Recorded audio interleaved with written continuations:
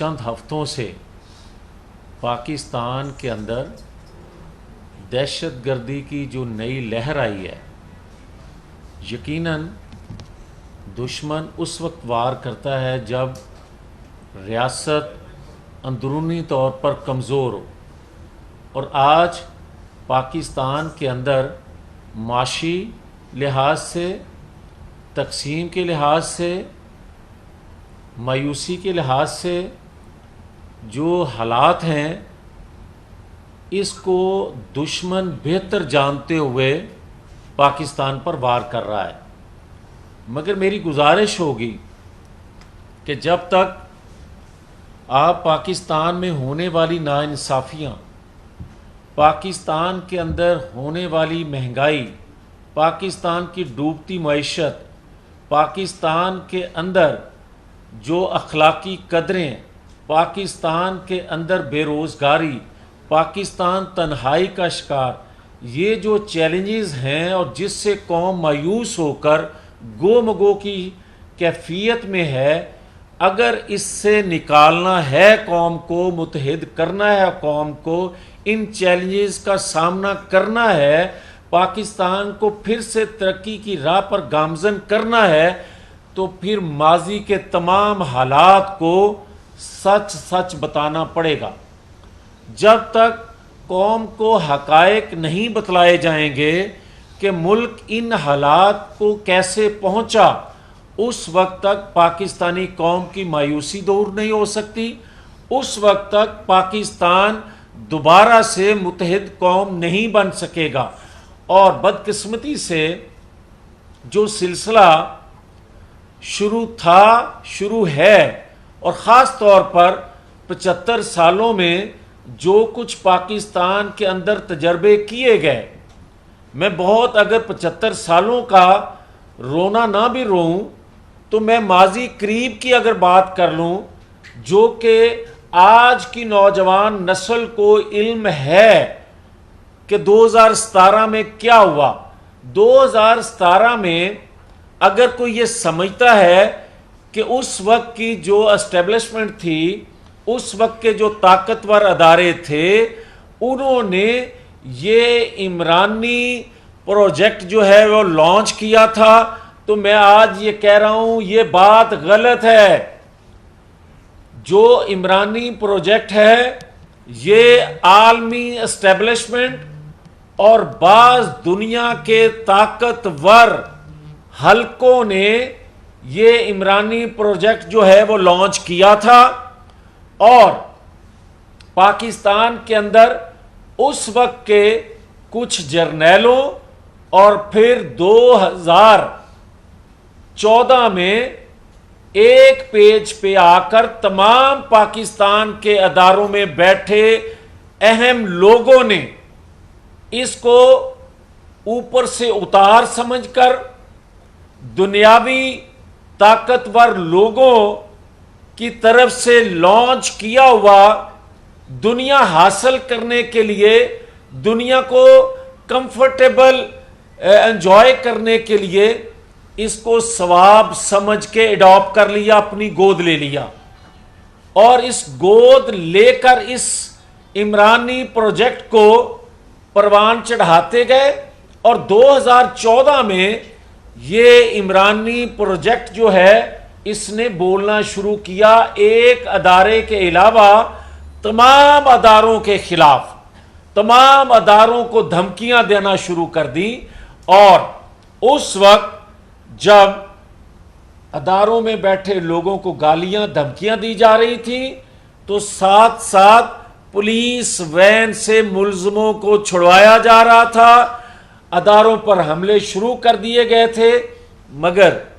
اس وقت بھی اگر کسی ادارے کو ہمت نہیں تھی اس کو گرفتار کرنے کی، تو پیچھے عالمی اسٹیبلشمنٹ تھی، جس وجہ سے انہوں نے ہاتھ نہ ڈالا، اور وہ بڑھتے بڑھتے جب بہت آگے نکل گیا، تو میں یہاں منصفوں کا بھی ذکر کرتا جاؤں۔ 3.25 سال پاکستان کے منصفوں نے 3.25 سال میں جو کچھ اس نے کیا اس پہ نوٹس ایک بھی نہیں لیا اس عمرانی حکومت کے حوالے سے، مگر جو ہی یہ ہٹا حکومت سے تو ان 16 ماہ میں منصفوں نے کوئی ایسا دن نہیں گیا جس میں لوور کورٹ سے لے کر اپر کورٹ تک اس کے روزانہ کی بنیاد پر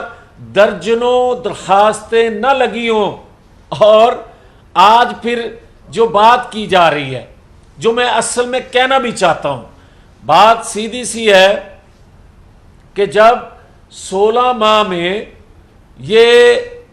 پرورش لینے والوں کو میر جعفر صادق کہتا تھا، دھمکیاں دیتا تھا، تو اس وقت بھی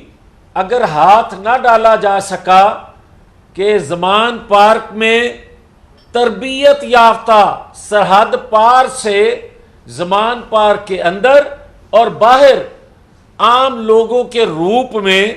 جو لوگ بیٹھے تھے، کیا انٹیلیجنس اداروں کو علم نہیں تھا؟ علم تھا، مگر گرفتار نہیں کر سکتے تھے۔ اس لیے نہیں کہ ریاستی ادارے کمزور تھے، اس لیے کہ ریاستی اداروں پر دباؤ تھا۔ اور پھر 9-10 مئی کو جو کچھ ہوا، لوگ کہتے ہیں پچھلی 16 ماہ کی حکومت میں اس وقت کے پرائم منسٹر نے 2 دفعہ کہا، اور آج نگران وزیر اعظم بھی یہ بات کہہ رہے ہیں کہ ایک ادارے کے چیف پر اس دن حملہ کرنے کی سازش تھی۔ میں یہ کہتا ہوں یہ بات پوری مکمل ٹھیک نہیں ہے، اس لیے کہ عالمی قوتوں کا جو مرکز فوکس تھا وہ اس طاقتور ادارے کو اس کے ذریعے تقسیم کر کے لاکھوں لوگ باہر نکالنا جو اس کا دعویٰ تھا، اور اس آڑ میں اس ادارے کو آمنے سامنے کرنا تھا، تقسیم کر کے خون ریزی کرنا مقصود تھا، تاکہ پاکستان کی اینٹ سے اینٹ بجا دی جائے، اور جو وہ قوتیں جو پاکستان کے دفاع کو ناقابل تسخیر بنانے کے جرم میں نواز شریف سے ناراض تھی، وہ خوش ہو سکتی۔ اور جو لوگ یہ کہتے ہیں کہ جناب نواز شریف نے پاکستان میں امن قائم کیا، نواز شریف نے پاکستان کو سی پیک دیا، تو عالمی قوتیں، کچھ قوتیں، بعض قوتیں اور عالمی اسٹیبلشمنٹ نواز شریف سے ناراض ہے، یہ بات درست ہے، مگر ہمارے پالیسی سازوں کو یہ علم ہونا چاہیے اور فیصلہ کرتے وقت یہ ذہن نشین ہونی چاہیے باتیں کہ اگر دفاع کو ناقابل تسخیر بنانے پہ بعض قوتیں ناراض ہیں تو پاکستان دوست ممالک خوش بھی ہیں، اور سی پیک دینے والے، اس پہ انویسٹمنٹ کرنے والے آپ کے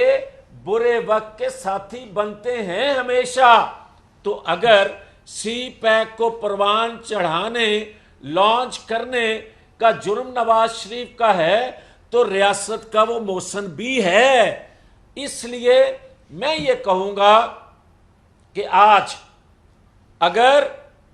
عالمی قوتیں، عالمی اسٹیبلشمنٹ اور بعض ممالک دنیا کے کھل کر عمران خان کی حمایت میں سامنے آ رہے ہیں، جو 9-10 مئی کو مدھم پڑ گئی تھی حمایت کہ پاکستان کے اندر سے ریاست پر حملہ ہونے کی وجہ سے دنیا کو کیا منہ دکھائیں گے اس مجرم کا ساتھ دینے پہ، مگر وہ مدھم جو ہی پڑتی جا رہی ہیں 9-10 مئی کے واقعات، تو عالمی اسٹیبلشمنٹ کھل کر سامنے عمران کی حمایت میں آ رہی ہے، ملاقاتیں ہو رہی ہیں اور دباؤ ڈالا جا رہا ہے کہ اس کو رہا کیا جائے۔ اب میں بات 72 سالہ نوجوان کی کرنے لگا ہوں. 72 سالہ نوجوان جو 24-25 سال کے اس کے نزدیک پختہ ذہن نہیں ہوتے، ان کو ورگلانے کے لیے جو بات کہتا تھا کہ ہم کوئی غلام ہیں، تو پھر غلام تو نہیں تھے مگر ہمیں غلام سمجھ لیا گیا ہے. ہمیں غلام سمجھ کر ہماری ریاست پر حملہ کرنے والے کو سپورٹ کی جا رہی ہے. ہماری ریاست کے اندر وہ قوتیں جن کا کوئی یہ اختیار نہیں، وہ مالیاتی ادارے جن کی یہ ڈومین نہیں، وہ اگر ہماری پاکستان کے اندر جماعتوں، سیاسی جماعتوں سے، حکومت کے سے ہٹ کے سیاسی جماعتوں سے مالیاتی ادارے نیگوشیٹ کریں، مذاکرات کریں، تو کس حیثیت میں؟ آج اگر وہ آ کر ہمارے اداروں سے الیکشن کے حوالے سے بات کریں تو کس حیثیت سے؟ میں ان سے سوال کرتا ہوں، 72 سالہ نوجوان نے جن کی ذہن سازی کی کہ ہم غلام ہیں، ہم کیا غلام ہیں کہ پاکستان کے اندرونی معاملات میں کوئی مداخلت کرے اور ہم خاموش رہ کے اس کا جواب دینے کے پابند ہوں؟ یہ نہیں ہو سکتا. اور میں ان سے دوسرا سوال کرتا ہوں کہ کیا بتایا جائے کہ آپ ریاست پاکستان پر حملہ آور ہوں اور اس کی اپیل آپ عالمی عدالتوں میں کرنے کا منصوبہ بنائیں، اعلان کریں؟ کیا ہم غلام ہیں یا ہمیں غلام سمجھ لیا گیا ہے؟ یہ ہیں وہ چیزیں کہ میں سمجھتا ہوں کہ آج بھی کیا 3.25 سالوں میں پاکستان کے اندر غیر آئینی، غیر اخلاقی، غیر قانونی جو اقدامات ہوئے، کیا منصفوں نے ایک بھی نوٹس لیا؟ مہنگائی پہ، معاشی صورتحال بگاڑنے پہ، قرضوں کا انبار لینے پہ کسی نے نوٹس لیا؟ اور کیا پاکستان کا وہ قرضہ جو آپ سخت ترین شرائط پہ لیتے ہیں، اس شخص نے اربوں روپیہ اپنے 2 صنعت کاروں، بڑے صنعت کاروں کو مفت دے دیا؟ وہ قرض مفت دے دیا، 0 انٹرسٹ پر جب آپ نے دے دیا تو میرے انتہائی محترم منصفوں کو اس پہ نوٹس نہیں لینا چاہیے تھا؟ نہیں لیا گیا. تو میں یہ کہوں گا کہ ایک دفعہ سزا جزا کا عمل بھی کر کے دیکھ لیں. ایک دفعہ سزا جزا، گناہگار کو گناہگار اور بے گناہ کا ادراک ہونے پر اس کے ساتھ وہ سلوک کیا جائے جو بے گناہ کے ساتھ ہونا چاہیے. دنیا کہتی ہے، دنیا کے آئین، قانون، اخلاقیات، مذہب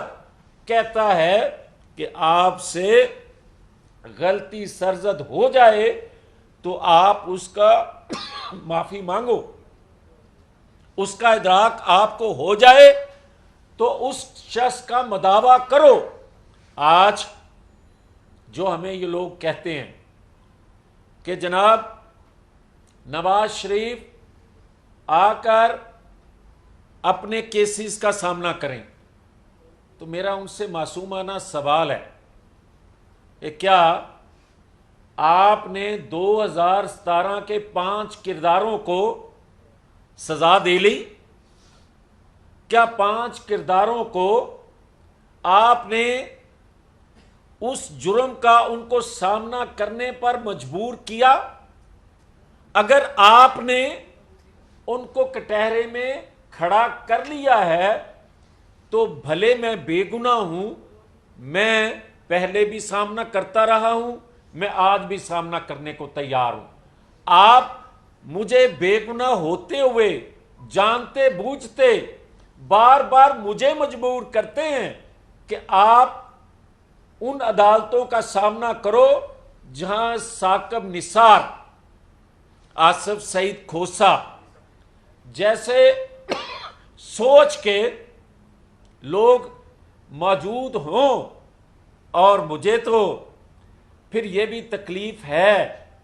کہ میں کیسے سامنا کروں جب آپ ڈکٹیٹر کو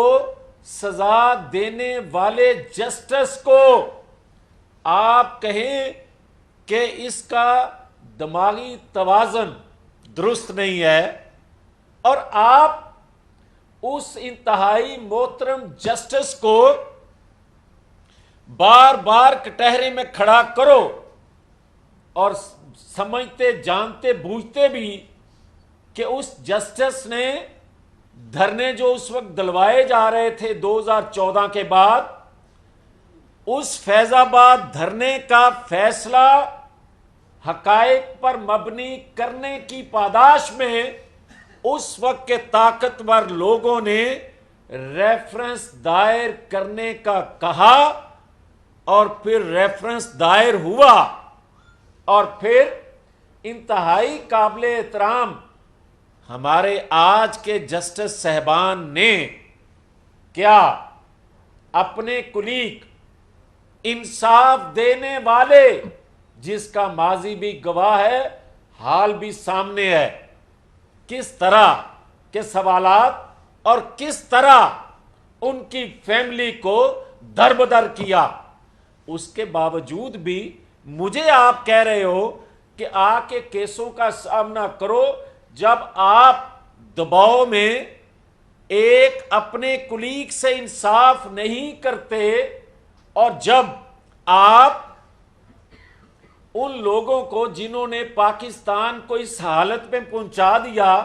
جب 2 روپے کی روٹی تھی، 65 روپے لیٹر تیل تھا، 100 روپے کا ڈالر تھا، 35 روپے کلو آٹا تھا، 110 روپے گھی کلو تھا، یہ سارا کچھ ہوتے ہوئے جنہوں نے پاکستان کو ڈبو دیا اپنے فیصلوں سے، دباؤ میں لانے والے لوگوں کو آپ کٹہرے میں کھڑا کرنے کو تیار نہیں ہیں، یا آپ ہمت نہیں رکھتے،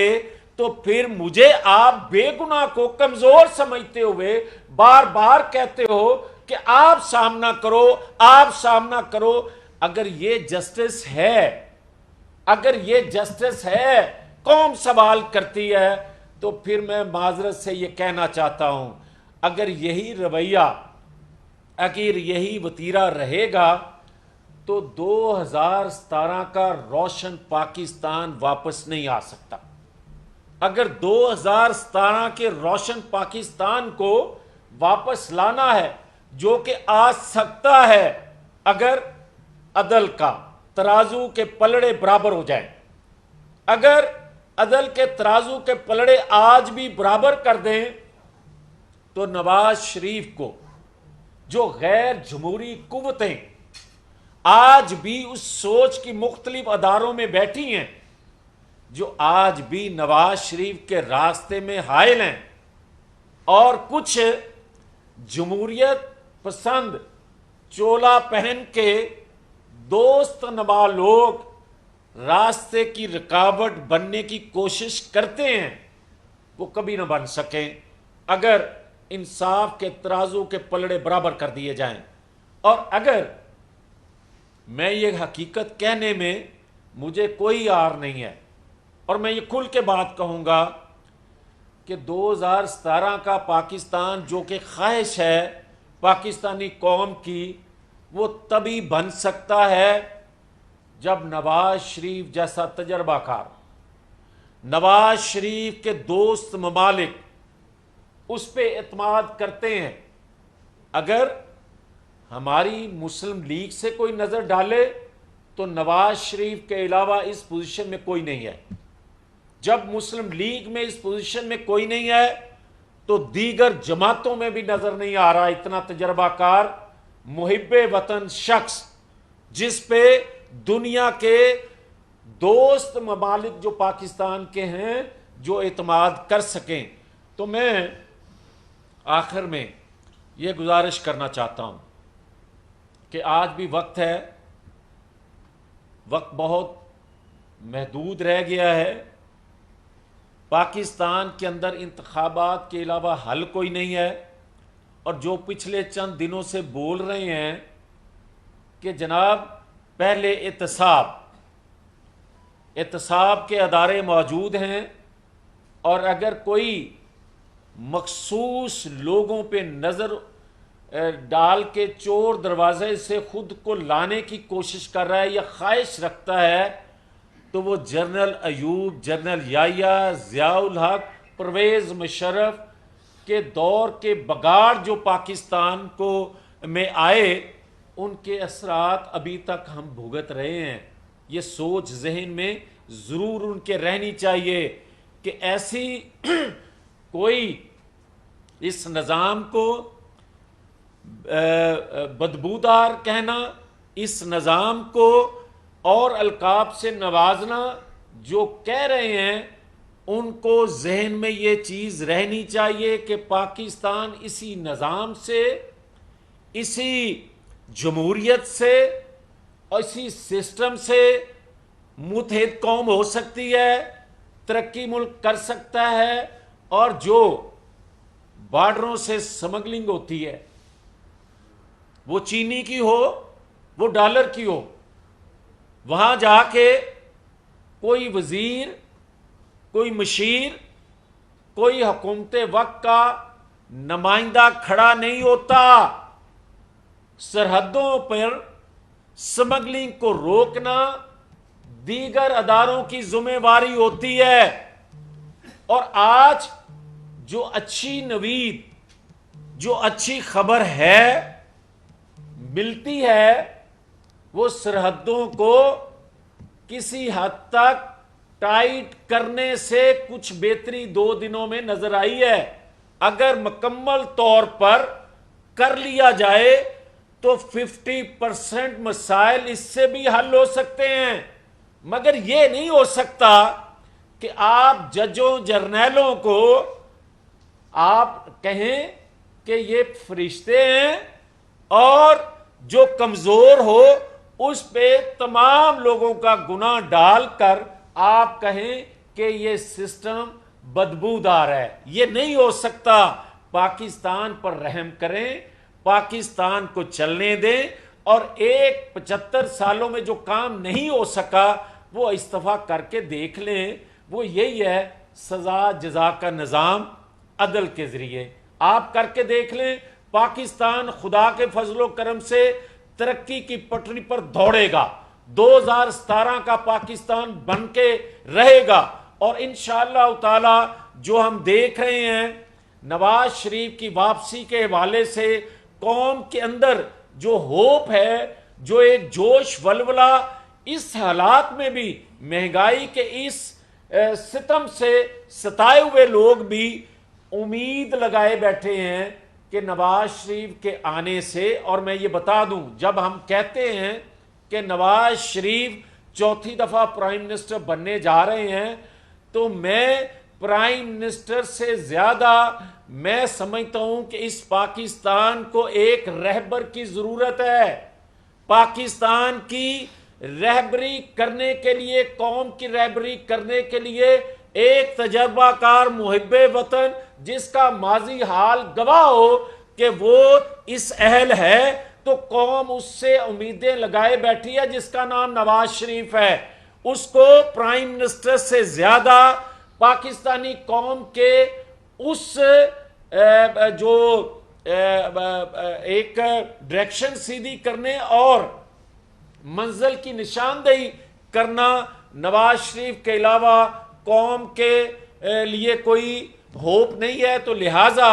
اس عدل کے ترازو کو کہ پلڑے کو برابر رکھ کر آگے چلنے دیا جائے، اور انتخابات وقت مقررہ پر ہونے چاہیے، منصفانہ ہونے چاہیے. 2018 کا ری پلے نہیں ہونا چاہیے. بار بار کسی کو، مقبول شخص کو قبولیت کے سامنے ڈھیر نہیں کرنا چاہیے. مقبولیت کو ہی قبول کرنا چاہیے، اپنی قبولیت کو مسلط نہیں کرنا چاہیے، تاکہ یہ پاکستان آگے چل سکے. بہت شکریہ.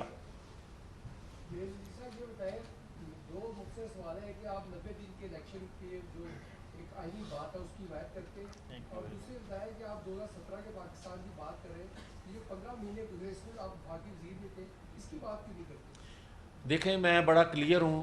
کہ 4.25 سالوں میں جو تباہی بربادی ملک کی ہوئی، جن پالیسیوں سے، جن مالیاتی اداروں سے جو آپ نے کمٹمنٹس کی تھی اور پھر خود ہی ان پہ عمل نہ کیا تو پاکستان ڈوبتا گیا، اس کا ملبہ 4.25 سال کی حکومت پہ، بوجھ اس حکومت پہ ڈالنا چاہیے۔ 16 ماہ کی جو حکومت ہے اس نے جو نالائکیاں کی ہیں، اس نے جو غلط فیصلے کیے ہیں، 11 جماعتیں تھیں اس قومی حکومت میں، اس کا بوجھ جو ہے برابر تقسیم 11 جماعتوں پہ کرنا چاہیے۔ میں اس سے اپنے آپ کو الگ نہیں کر سکتا، مگر یہ نہیں ہونے دیں گے کہ آپ 4.25 سال کا بھی، 16 ماہ کا بھی، سارے کا سارا ملبہ صرف مسلم لیگ نون پر اس لیے ڈالیں کہ قوم کو ہوپ ہے، امید ہے کہ مسلم لیگ نون کی قیادت نواز شریف کی شکل میں پاکستان کو نکالنے کی پوزیشن میں ہے۔ یہ ہمارے ساتھ 97 میں بھی ہوا، یہ ہمارے ساتھ 2013 میں بھی ہوا کہ نواز شریف کو مائنس کر کے ٹھیک ہے مسلم لیگ کو حصہ لینا چاہیے۔ اگر آج کو یہ سوچتا ہے کہ مائنس نواز شریف کر کے مسلم لیگ کو حصہ دینا چاہیے یا حکومت بنانے دینی چاہیے، اس سے کوئی فائدہ ملک کو نہیں پہنچے گا۔ مجھے تو فائدہ پہنچ سکتا ہے مگر ریاست کو فائدہ نہیں پہنچ سکتا۔ اس لیے یہ میں سمجھتا ہوں کہ نواز شریف کو فیئر فری الیکشن دیں، انصاف کے تقاضے پورے کیے جائیں، اور جنہوں نے 2017 میں نواز شریف کو الگ کیا تھا اور عمرانی پروجیکٹ کو لانچ کیا تھا، ان کو کٹہرے میں کھڑا کیا جانا چاہیے۔ سر یہ نگران حکومت میں تقریباً 2 ماہ کی عمر ہے اس کی، اور اس میں ہم نے دیکھا کہ انہوں نے جتنا وزن عوام پہ ڈالا ہے پیٹرول کی مد میں یا دیگر مہنگائی کی صورت میں، عوام سڑکوں پر نکلنے کے لیے مجبور ہو گئے۔ تو یہ جو 2 مہینے کی کارکردگی اس نگران حکومت کی ہے، اس کا ذمہ دار کون ہے؟ یہ جو ملبہ اگر ڈالا جائے گا اس مہنگائی کا، وہ کس گورنمنٹ پہ ڈالا جائے گا؟ دیکھیں جاوید صاحب، میں بڑا پہلے بھی عرض کر چکا ہوں کہ جب تک آپ بگاڑ پیدا کرنے والوں کو کٹہرے میں نہیں لائیں گے، قوم کو پورا سچ نہیں بتائیں گے، تو قوم کے اندر جو مایوسی ہے، جو تقسیم ہے، جو ذہن سازی سال سوا سال خاص طور پہ میں کی گئی،